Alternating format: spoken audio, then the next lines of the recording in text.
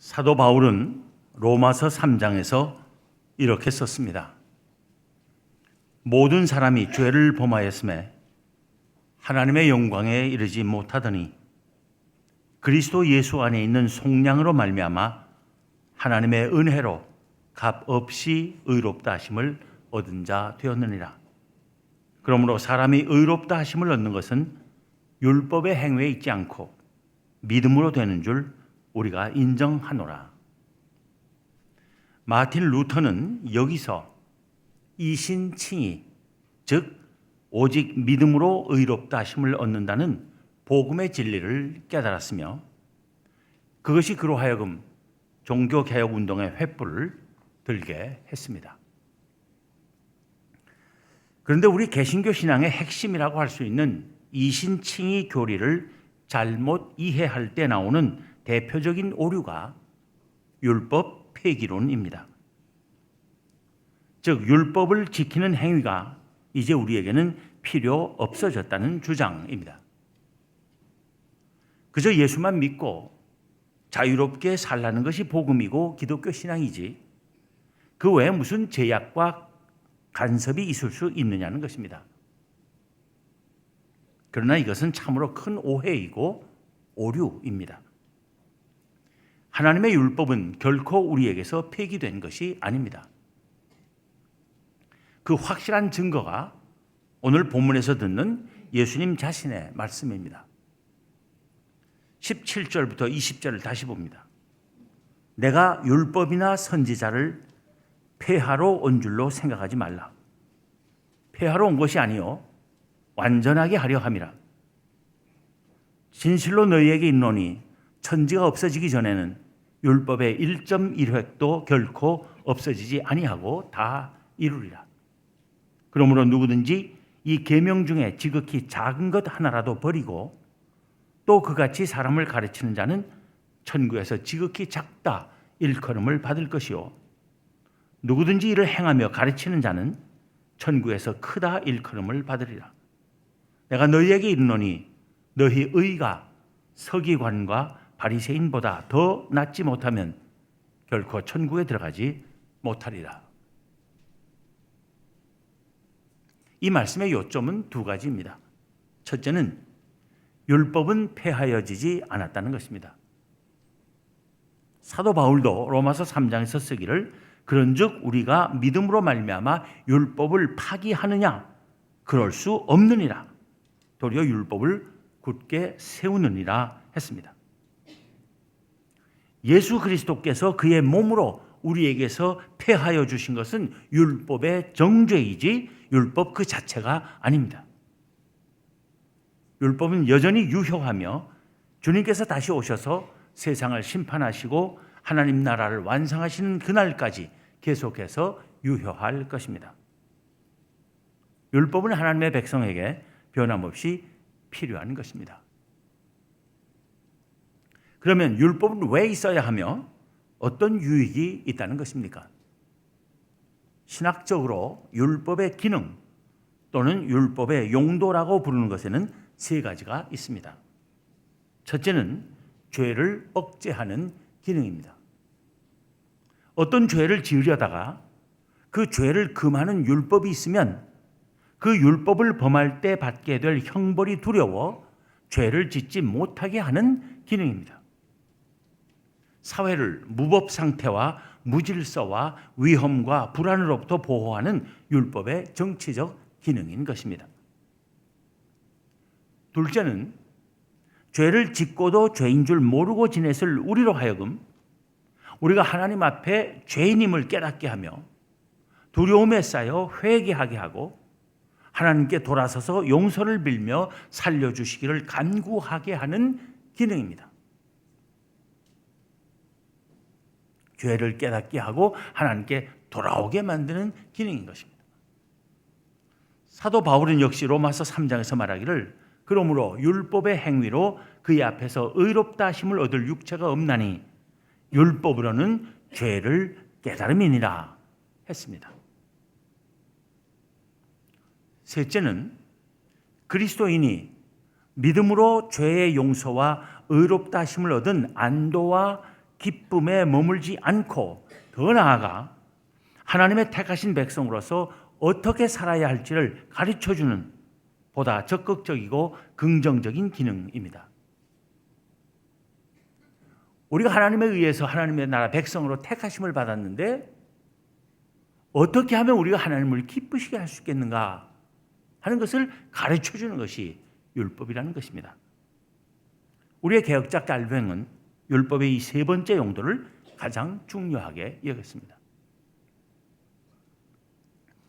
오늘 본문 17절부터 20절의 둘째 요점은 예수님은 율법을 완전하게 하시기 위하여 오셨다는 것입니다. 그런데 율법을 완전하게 한다는 말씀의 뜻은 무엇이겠습니까? 율법을 주신 하나님의 진정한 의도와 각 계명의 참 의미를 깨닫도록 율법을 새롭게 해석한다는 것입니다. 율법은 예수 그리스도의 빛 아래서 바로 이해해야 하고 잘 지켜야 할 하나님의 계명입니다. 단 율법을 잘 지키는 행위 때문에 구원받는 것은 아니라는 것을 항상 분명히 해야 합니다. 구원은 오직 하나님께서 은혜로 베푸시는 것입니다. 우리는 구원을 받기 위해서 율법을 잘 지켜야 하는 것이 아니라 구원을 받았기 때문에 율법을 잘 지켜야 하는 것입니다. 왜냐하면 율법은 하나님께서 은혜로 구원하신 이들에게 어떻게 살아야 할지를 가르치신 것이기 때문입니다. 우리가 다 인간이고 우리의 믿음이 평생 완전하지 못한 이상 율법을 완벽하게 지킬 수는 없지만 할 수 있는 대로 잘 지키려고 힘써야 하는 것입니다. 하나님께서는 율법으로 말미암은 정죄와 형벌을 우리에게 폐하여 주셨을 뿐 아니라 그 율법의 요구를 더 잘 충족시킬 수 있는 새 길을 가르쳐 주셨습니다. 그것이 사랑입니다. 예수님께서 뭐라고 말씀하셨습니까? 요한복음 13장 34절 35절에 보면 새 계명을 너희에게 주노니 서로 사랑하라. 내가 너희를 사랑한 것 같이 너희도 서로 사랑하라. 너희가 서로 사랑하면 이로써 모든 사람이 너희가 내 제자인 줄 알리라 하셨습니다.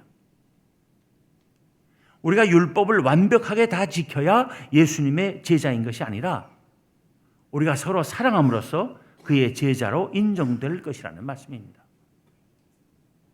사도 바울도 로마서 13장 8절부터 10절에서 피차 사랑의 빛 외에는 아무에게든지 아무 빛도 지지 말라. 남을 사랑하는 자는 율법을 다 이루었느니라. 간음하지 말라, 살인하지 말라, 도둑질하지 말라, 탐내지 말라 한 것과 그 외에 다른 계명이 있을지라도 내 이웃을 내 자신과 같이 사랑하라 하신 그 말씀 가운데 다 들었느니라. 사랑은 이웃에게 악을 행하지 아니하나니 그러므로 사랑은 율법의 완성이니라 했고, 갈라디아서 5장 14절에서도 온 율법은 내 이웃 사랑하기를 내 자신같이 하라 하신 한 말씀에서 이루어졌다고 했습니다.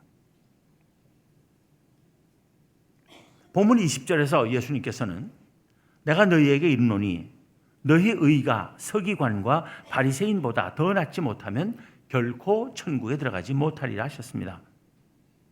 율법을 그렇게 철저히 잘 지킨다고 하던 서기관이나 바리새인들보다 우리가 더 나을 수 있으려면 어떻게 해야겠습니까? 그들보다 더 낫지 않으면 천국에 들어가지 못한다고 했는데, 그래서 그들보다 더 나아야 할 텐데 그들보다 더 나을 수 있는 길이 무엇이냐는 것입니다. 사랑이 그 답이라는 것입니다. 예수님께서 서기관과 바리새인들에게 줄곧 비판하신 것이 무엇입니까? 바로 사랑의 결여였습니다. 예수님께서 말씀하시기를 화 있을진저 외식하는 서기관들과 바리새인들이여, 너희가 박하와 회향과 근처에 11조는 들이되 율법에 더 중한 바 정의와 긍휼과 믿음은 버렸도다. 그러나 이것도 행하고 저것도 버리지 말아야 할지니라 하셨습니다. 예수님께서 율법에 있어서 더 중요한 것의 하나로 말씀하신 긍휼이 바로 사랑입니다. 사랑함으로써 하나님의 계명들을 보다 더 잘 지켜가는 우리 모두가 되기를 바랍니다.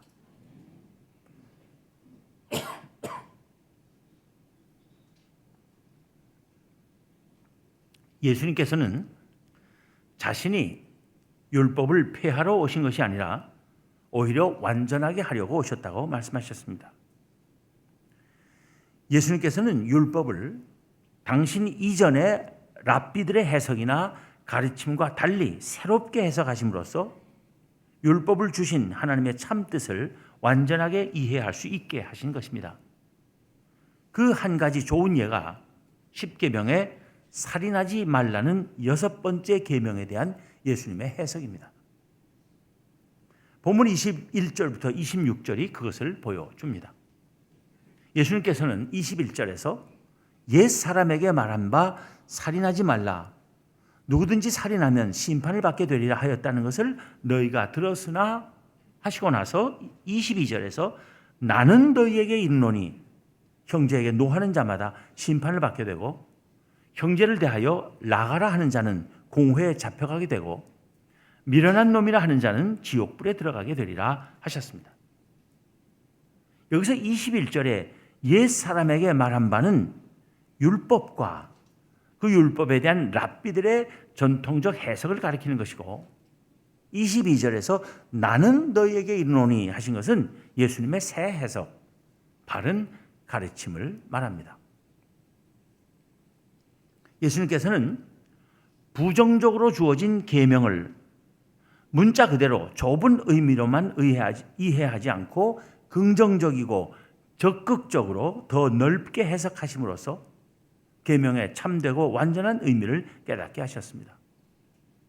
즉 살인하지 말라, 누구든지 살인하면 심판을 받게 되리라 하는 계명의 의미를 확대해서 형제에게 노하는 자마다 심판을 받게 되고 형제를 대하여 나가라 하는 자는 공회에 잡혀가게 되고 미련한 놈이라 하는 자는 지옥불에 들어가게 되리라고 가르치신 것입니다.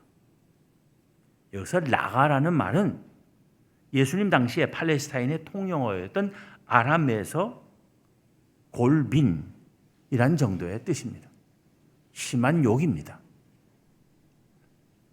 그러니까 누구를 단지 생물학적으로 생명을 끊지만 않으면 살인하지 않는 것이 아니라는 것입니다. 요한일서 3장 15절에서 사도 요한은 그 형제를 미워하는 자마다 살인하는 자라고 말함으로써 예수님의 진정한 가르침을 우리에게 전하고 있습니다. 형제를 죽이고 싶도록 미워하는 것, 미움 때문에 그가 없어지기를 바라는 마음을 품는 것, 미워서 아주 마구 화를 내거나 욕을 하는 것, 골빈 녀석이라고 업신여기거나 그렇게 말하는 것까지 하나님의 눈에는 다 형제를 죽이는 것과 다를 바 없다는 것입니다. 그래서 다시 요한일서 3장 23절에서 사도 요한의 말을 빌리면 그의 계명은 이것이니 곧 그 아들 예수 그리스도의 이름을 믿고 그가 우리에게 주신 계명대로 서로 사랑할 것이니라 한 것처럼 살인하지 말라고 부정적이고 금지적인 형식으로 명령하신 계명은 사랑하라고 긍정적이고 적극적으로 권면하는 형식의 가르침으로 받아들여야 한다는 것입니다. 사랑하는 사람이 살인하지 말라는 계명을 잘 지키는 사람이라는 말씀입니다. 사랑으로 행하지 않는 모든 것은 사실상 살인하지 말라는 제6계명을 범하는 일이라는 것입니다. 예수님께서는 형제에게 노하지 말라 하셨습니다. 사도 바울은 에베소서 4장 26절에서 말하기를 분을 내어도 죄를 짓지 말며 해가 지도록 분을 품지 말라고 한 후 이어서 27절에서 마귀에게 틈을 주지 말라고 했습니다. 형제에게 노하고 계속 분을 품는 것은 마귀에게 틈을 주는 것이라는 말입니다. 마귀가 우리로 하여금 죄 짓게 만드는 틈을 주지 말라는 것입니다. 하나님께서는 노하기를 더디하시는데 우리는 노하기를 밥 먹듯 하고 분을 풀지 못하면 안 되는 것입니다. 하나님의 계명을 어기는 것입니다. 이렇게 볼 때 우리는 평소에 얼마나 많이 살인에 해당하는 죄들을 범하며 살아왔는지를 알 수 있는 것입니다. 회개하고 용서를 빌며 계속해서 그런 죄를 짓지 않도록 우리의 혀와 입술과 무엇보다도 우리의 마음과 생각을 곱게 가져야 할 것입니다. 그리고 마음을 곱게 가졌다는 표시는 모든 사람과 더불어 화해하는 것입니다. 본문 23절 이하의 말씀은 원한 관계 또는 불화한 관계에 있는 사람과의 화해의 당위성과 그 시급성을 가리키신 것입니다.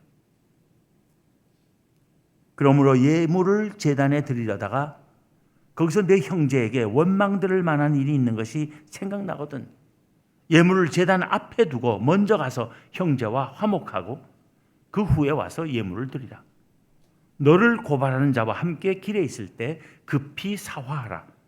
그 고발하는 자가 너를 재판관에게 내어주고 재판관이 옥리에게 내어주어 옥에 가둘까 염려하라. 진실로 내게 이르노니 내가 한 푼이라도 남김이 없이 다 갚기 전에는 결코 거기서 나오지 못하리라. 예수님께서는 여기서 예물을 제단에 드리려다가 거기서 내 형제에게 원망 들을 만한 일이 있는 것이 생각나거든 예물을 제단 앞에 두고 먼저 가서 형제와 화목하고 그 후에 와서 예물을 드리라 하심으로써 화해의 당위성을 강조하셨습니다. 예배드리고 제사드리기에 앞서 화해부터 하라는 것입니다. 우리는 예배드리기는 열심히 하는데 화해하기는 되도록 피하고 있는지는 않는지 우리 자신에게 물어보아야 할 것입니다. 예수님께서는 또 너를 고발하는 자와 함께 길에 있을 때 급히 사화하라.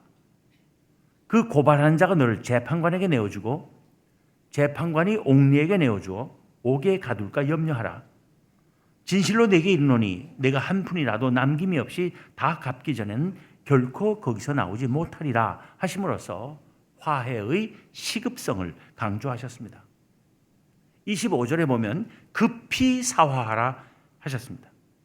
사화한다는 것은 송사를 개인끼리 서로 좋게 풀어버리는 것과 원한을 품고 있는 사이를 다시 의좋게 지내도록 감정을 풀어버린다는 말입니다.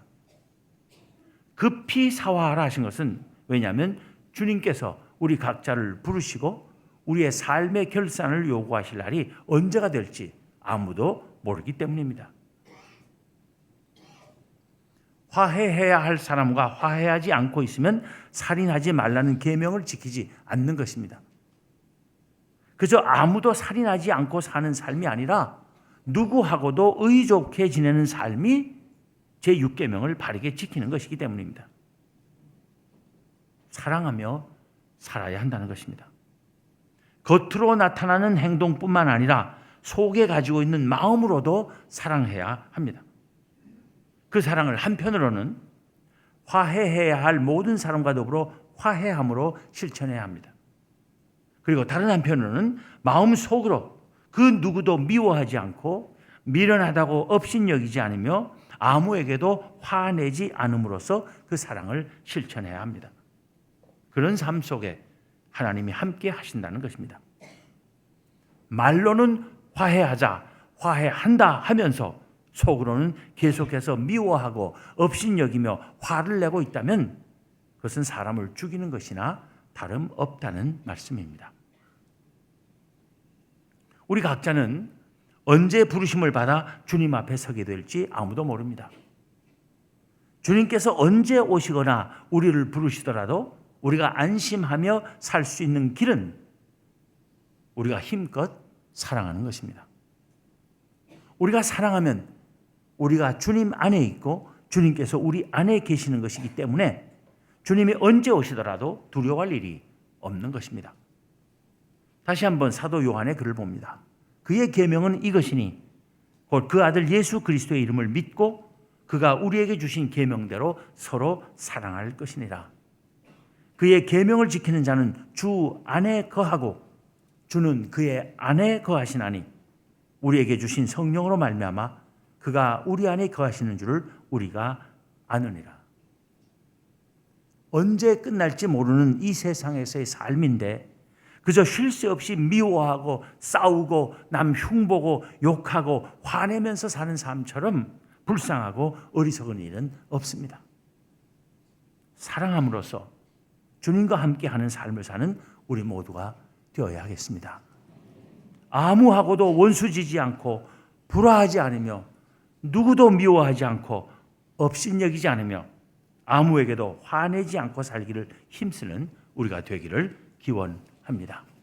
기도하겠습니다. 하나님, 감사합니다. 저희들을 하나님의 그 놀라우신 은혜로 하나님 나라의 백성 되게 하시고 하나님 나라의 백성답게 사는 길을 주님의 말씀을 통해서 깨우쳐 주심을 감사합니다. 저희에게 하나님 나라 백성다운 삶을 살도록 율법을 주셨는데 또한 사랑이 그 모든 율법의 완성이라고 가르쳐 주심을 감사합니다. 하나님, 저희로 하여금 진정으로 모든 사람을 사랑할 수 있게 하여 주시옵소서. 사랑 그 자체이신 예수 그리스도의 마음을 저희 마음에 품고 살게 하여 주시옵소서. 갈수록 사랑이 메말라가는 이 각박한 세상에서 예수 그리스도의 사랑을 전하고 실천하고 나누며 사는 저희들 되게 하여 주시옵소서. 우리 주님 예수 그리스도의 이름으로 기도하옵나이다. 아멘.